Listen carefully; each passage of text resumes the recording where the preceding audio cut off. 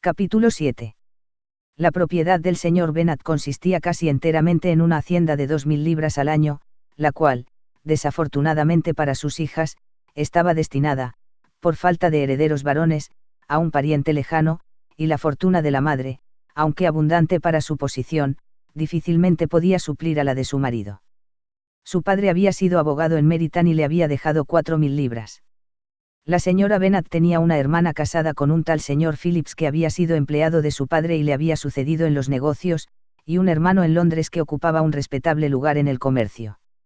El pueblo de Longbourn estaba solo a 1 milla de Meryton, distancia muy conveniente para las señoritas, que normalmente tenían la tentación de ir por allí 3 o 4 veces a la semana para visitar a su tía y, de paso, detenerse en una sombrerería que había cerca de su casa.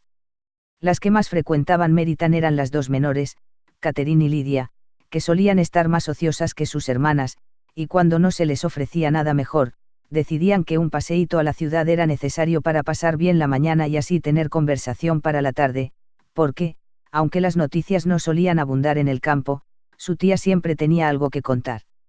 De momento estaban bien provistas de chismes y de alegría ante la reciente llegada de un regimiento militar que iba a quedarse todo el invierno y tenía en Meryton su cuartel general.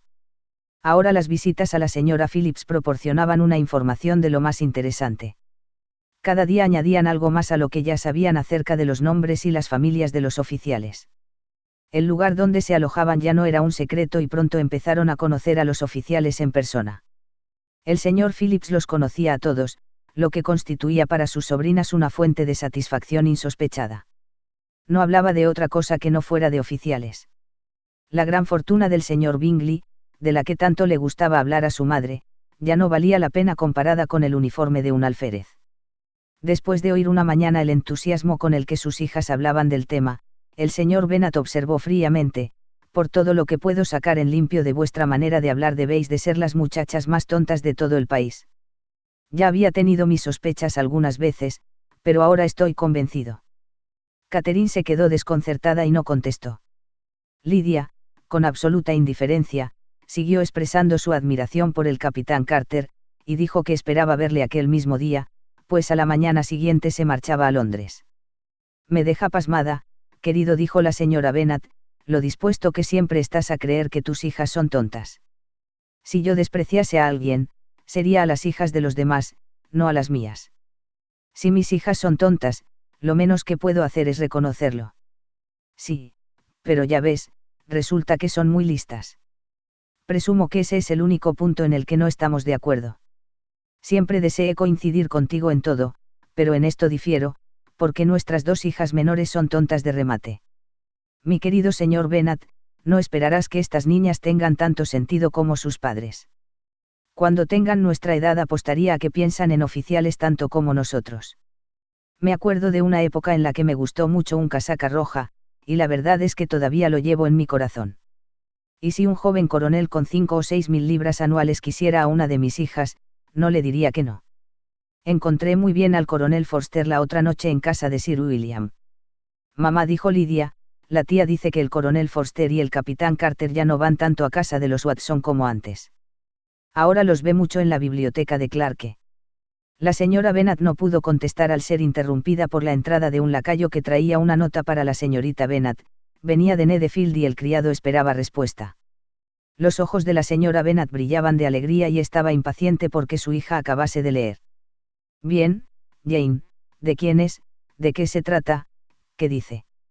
Date prisa y dinos, date prisa, cariño. Es de la señorita Bingley, dijo Jane, y entonces leyó en voz alta: mi querida amiga, si tienes compasión de nosotras, ven a cenar hoy con Louisa y conmigo, si no, estaremos en peligro de odiarnos la una a la otra el resto de nuestras vidas, porque dos mujeres juntas todo el día no pueden acabar sin pelearse.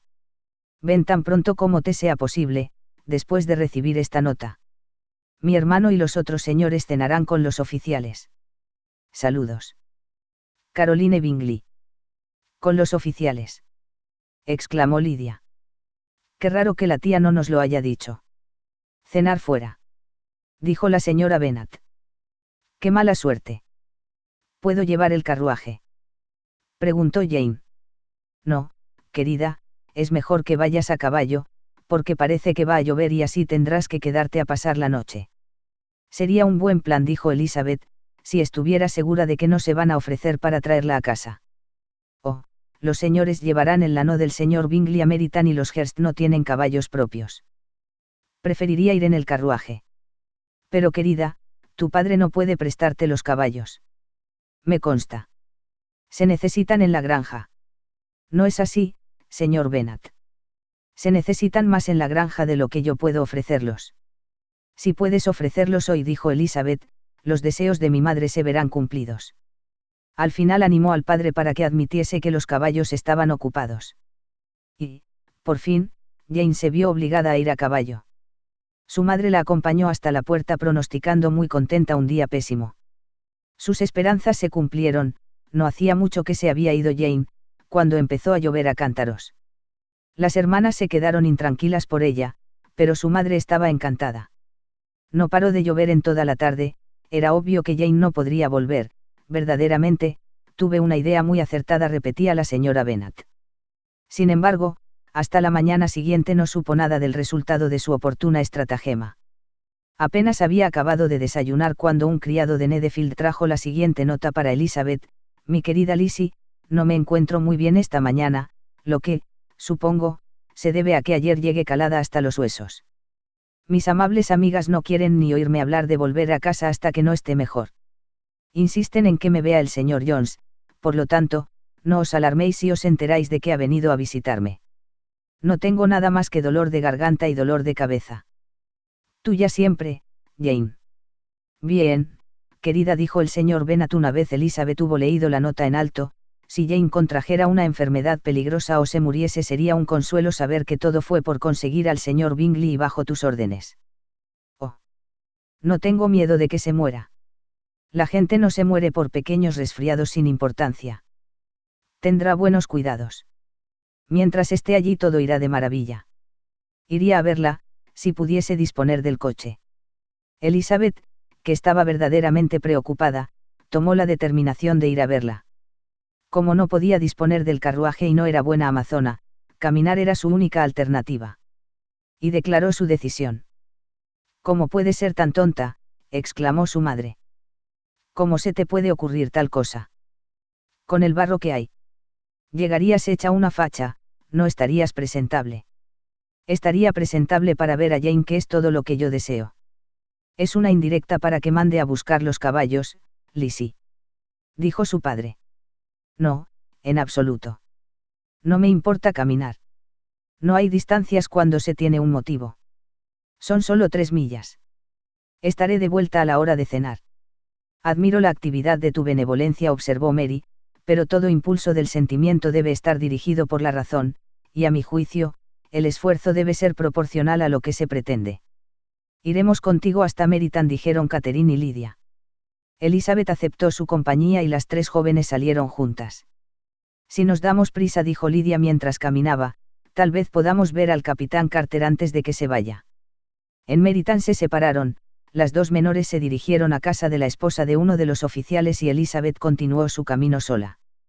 Cruzó campo tras campo a paso ligero, saltó cercas y sorteó charcos con impaciencia hasta que por fin se encontró ante la casa, con los tobillos empapados, las medias sucias y el rostro encendido por el ejercicio. La pasaron al comedor donde estaban todos reunidos menos Jane, y donde su presencia causó gran sorpresa. A la señora Hurst y a la señorita Bingley les parecía increíble que hubiese caminado 3 millas sola, tan temprano y con un tiempo tan espantoso. Elizabeth quedó convencida de que la hicieron de menos por ello. No obstante, la recibieron con mucha cortesía, pero en la actitud del hermano había algo más que cortesía, había buen humor y amabilidad. El señor Darcy habló poco y el señor Hurst nada de nada. El primero fluctuaba entre la admiración por la luminosidad que el ejercicio le había dado a su rostro y la duda de si la ocasión justificaba el que hubiese venido sola desde tan lejos. El segundo solo pensaba en su desayuno. Las preguntas que Elizabeth hizo acerca de su hermana no fueron contestadas favorablemente. La señorita Bennet había dormido mal, y, aunque se había levantado, tenía mucha fiebre y no estaba en condiciones de salir de su habitación. Elizabeth se alegró de que la llevasen a verla inmediatamente, y Jane, que se había contenido de expresar en su nota cómo deseaba esa visita, por miedo a ser inconveniente o a alarmarlos, se alegró muchísimo al verla entrar. A pesar de todo no tenía ánimo para mucha conversación. Cuando la señorita Bingley las dejó solas, no pudo formular más que gratitud por la extraordinaria amabilidad con que la trataban en aquella casa. Elizabeth la atendió en silencio. Cuando acabó el desayuno, las hermanas Bingley se reunieron con ellas, y a Elizabeth empezaron a parecerle simpáticas al ver el afecto y el interés que mostraban por Jane. Vino el médico y examinó a la paciente, declarando, como era de suponer, que había cogido un fuerte resfriado y que debían hacer todo lo posible por cuidarla. Le recomendó que se metiese otra vez en la cama y le recetó algunas medicinas. Siguieron las instrucciones del médico al pie de la letra, ya que la fiebre había aumentado y el dolor de cabeza era más agudo. Elizabeth no abandonó la habitación ni un solo instante y las otras señoras tampoco se ausentaban por mucho tiempo. Los señores estaban fuera porque en realidad nada tenían cuando dieron las 3, Elizabeth comprendió que debía marcharse, y, aunque muy en contra de su voluntad, así lo expresó. La señorita Bingley le ofreció el carruaje, Elizabeth solo estaba esperando que insistiese un poco más para aceptarlo, cuando Jane comunicó su deseo de marcharse con ella, por lo que la señorita Bingley se vio obligada a convertir el ofrecimiento del Lano en una invitación para que se quedase en Netherfield. Elizabeth aceptó muy agradecida, y mandaron un criado a Longbourn para hacer saber a la familia que se quedaba y para que le enviasen ropa.